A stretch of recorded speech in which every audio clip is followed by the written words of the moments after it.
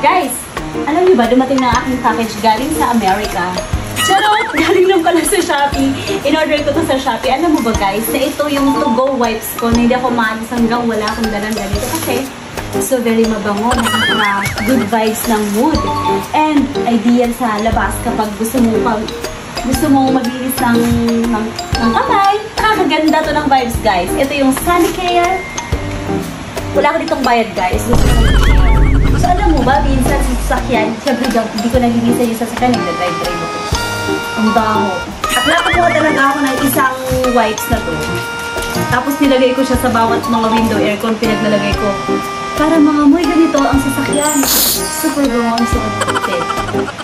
Hindi OA talaga be. Hindi talaga ako OA. Umorder kayo nitong wipes na to na. Ito be, oh. Lagay ko. Pero beware sa mga fake ha. Doon ka lang talaga umorder sa Sonicare official store. Wala lang, pinapromote ko lang siya para marami tayong mag-feeling fresh kapag nasa labas. Nagtatrabaho at bigla na rin nag-bad mood tayo. Ang sarap nito makapag-good mood. Sarap makapag-good mood. I feel so refreshed. Kaya hindi ako naligo ng 3 araw na ngayon, guys. Parang kakaligo ko lang talaga. Alam mo yung kahit paggabi na, feeling mo umaga pa rin pag naamoy mo ito. Para kakagaling mo lang sa shower.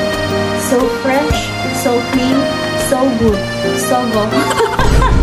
Sonicare, baka naman. Charot. Yun lang guys.